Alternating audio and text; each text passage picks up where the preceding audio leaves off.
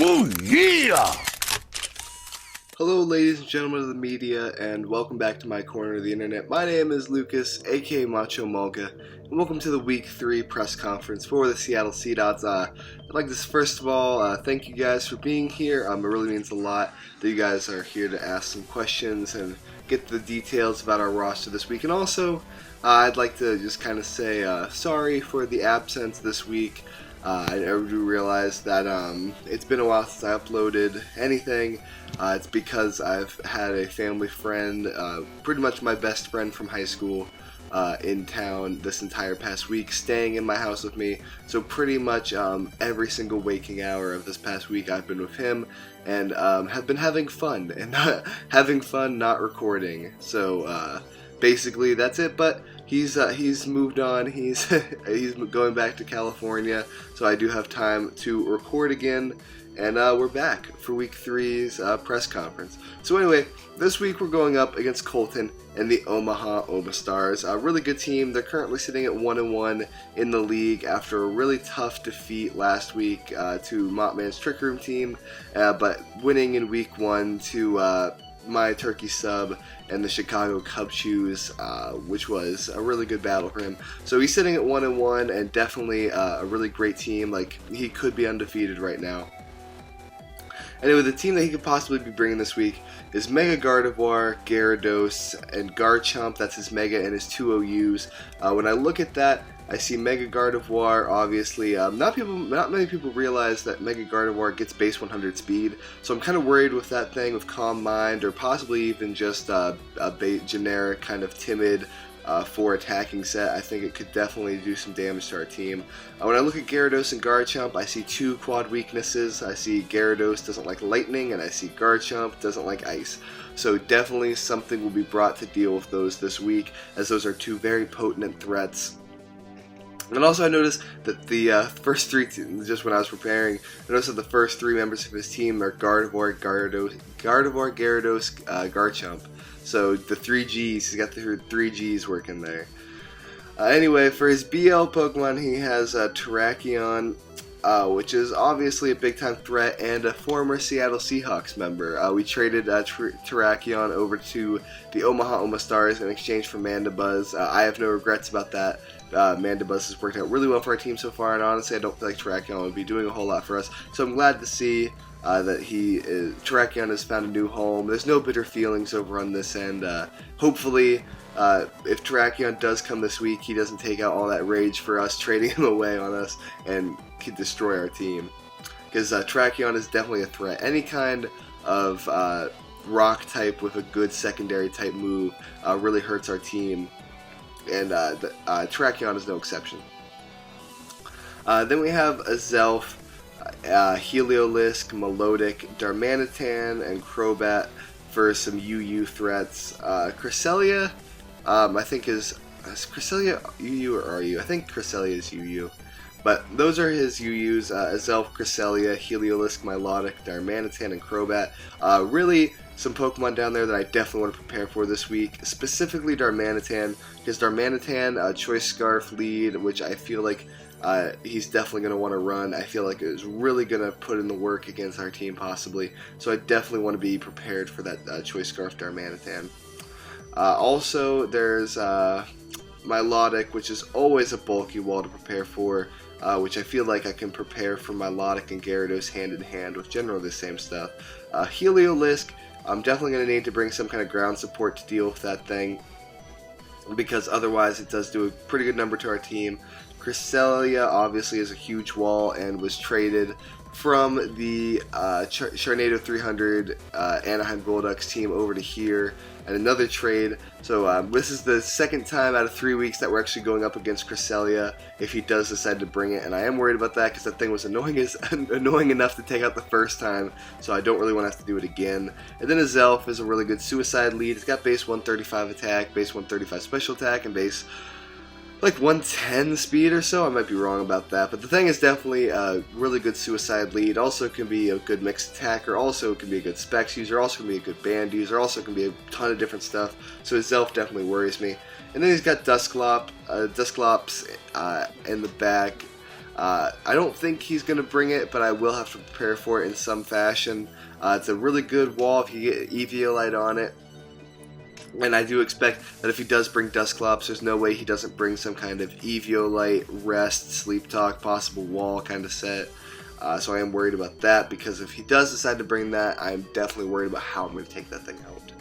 Anyway, this week, we're bringing a bit of a different team. When I was looking at Colton's team, I was thinking to myself about all the different things I can bring, and I do think I need to bring a lot of different offensive threats this week in order to truly counter his team.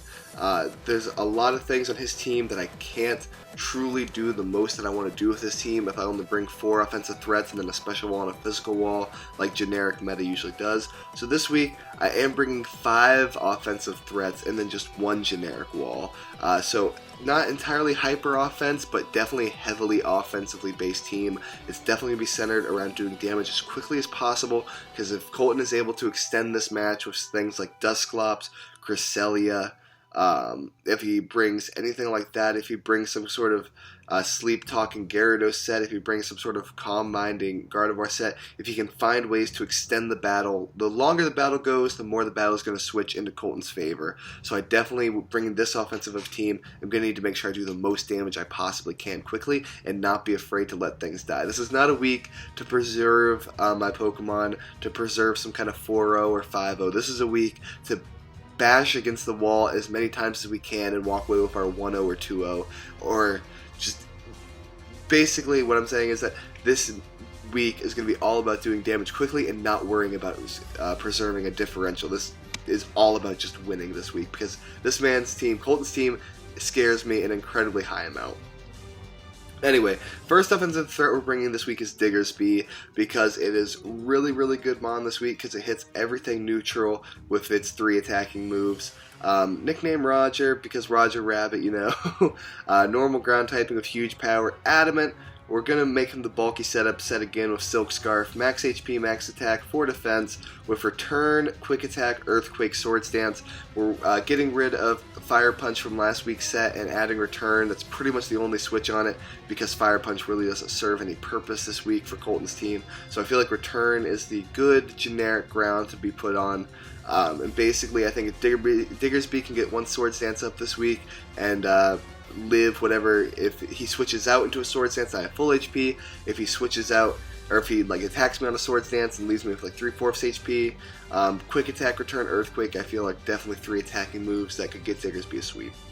Our second offensive threat is Thundurus, our go-to team member and the current leader in the PBL in KOs, currently standing at 7 kills, I believe, and was it 7 kills? I don't actually know.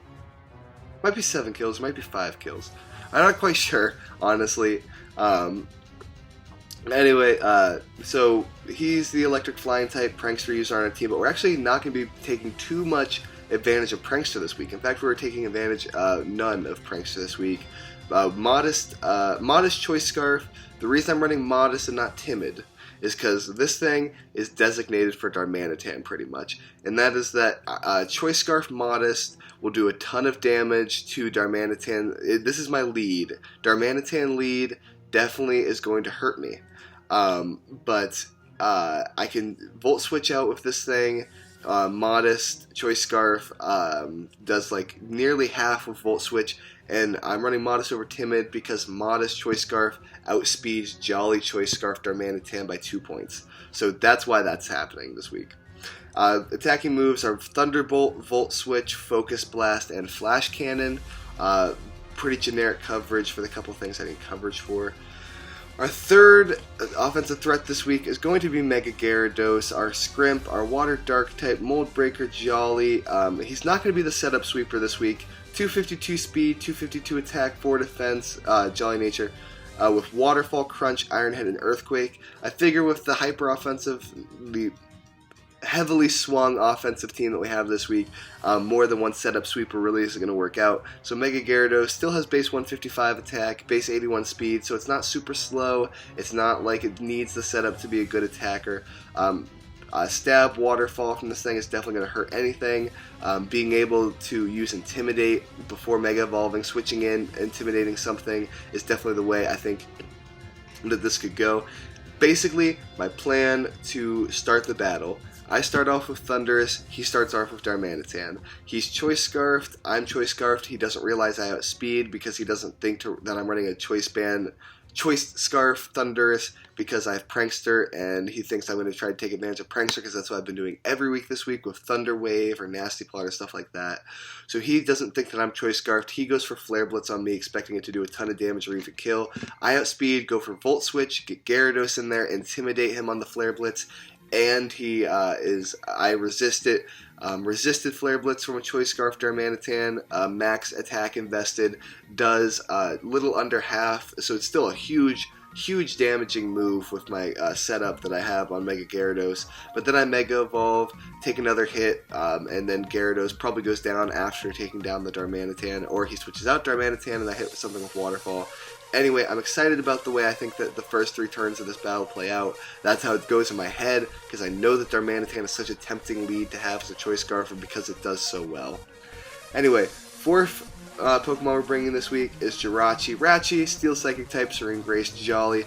He's going to be a leftover set with max speed, max attack, and is going to be rocking out with Iron Head for the generic type coverage, Ice Punch for Garchomp, Thunder Punch for Milotic and Gyarados, and Substitute. We are running another Substitute Jirachi set. I'm really excited to see how it works. I don't know if Colton's going to necessarily be expecting me to bring it after I already brought it once this season. So I think I can definitely hit something on a switch out and get under a Substitute.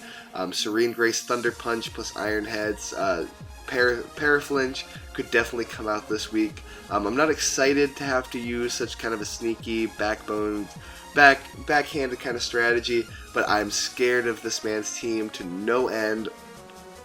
So if I have to use it in order to win a battle, I'm not above doing it. I try not to run like something as cheap as Choice Scarf Jirachi set, which can pretty much just comes down to luck and hacks. So hopefully Substitute, being able to predict something, will make me feel a little bit better about myself as far as my strategy goes. Anyway, Kyurem is our 5th and final offensive threat. Frozone making his back-to-back week appearance. He's a timid set with choice specs. Max special attack, max speed, 4 HP with Draco Meteor, Ice Beam, Shadow Ball, and Earth Power. Pretty much nothing different about last week other than I'm running choice specs instead of Expert Belt. So I'm really excited about Kyurem. And then our generic wall is Mandibuzz, Miss Mandy, Dark Flying, Impish Nature, Leftovers, 252 HP, 200 in defense and 56 into special defense. Mixed wall with heavily defensive biased because a lot of his biggest offensive threats are physical threats. Anyway, we have Knockoff, Defog, Tailwind, and Roost. I'm hoping I can get up Tailwind at some point to help my Mons out, because he does definitely have a pretty speedy team. I have Knockoff to kind of like scatter around, get rid of items, so that I can get rid of like Cresselia's recovery, Milotic's recovery, Choice Scarf, Choice Band, stuff like that on Pokemon. So definitely Knockoff is an essential move to have. Defog to get rid of hazards, Roost to heal myself back up, and that's that. I'm really excited to see how the strategy works this week. Basically, my plan is to hit him as hard as fast as I possibly can, get the first kill, and then trade Mon so that eventually it's a 1-0 or a 2-0 in my favor. Definitely not going for differential this week. Definitely not going for the 40-turn battle. Definitely just going to try and hit him as hard and as fast as I possibly can. And hopefully we win. So anyway, guys, that's the press conference. Hopefully you have enjoyed it. And I'm going to be getting out of here. Sorry that I didn't have the animations to the side this time and just had the Pokemon names. This video, unfortunately, is getting put together kind of quickly today and kind of going up in kind of a hasty manner because I am actually currently while you are watching this video, I'm currently spending the day out with Mrs. Macho. on top of on top of neglecting my YouTube duties, I also have been neglecting my boyfriend duties while my friend has been here. I've not seen her or spent much time with her in over a week, so we're actually going to the local zoo and the local water park while you're watching this video, so hopefully we're having fun. Anyway, my name is Lucas, aka Macho Emolga, guys. Hopefully you're not too mad at me for missing the past couple of days of uploads, but PBL battle tomorrow on Sunday will be probably an evening upload for you guys, and also Monday is Monday or Tuesday. Monday or Tuesday, I haven't entirely decided yet. Follow me on Twitter, links down below to find out when exactly it is. Monday or Tuesday will be an announcement video regarding the next series on the channel. Definitely excited for it. After the Soul Link ended, I was hoping to pick back up the Soul Link, but I just can't feel good about myself picking it back up after whiting out, because technically that ends a lock. So too bad it only lasted like 4 or 5 episodes, but sometimes just how it goes. Anyway, guys, have an amazing Saturday. Hope you're enjoying the first early parts of your weekend. My name is Lucas, aka Macho Emolga. Peace, guys. Oh yeah!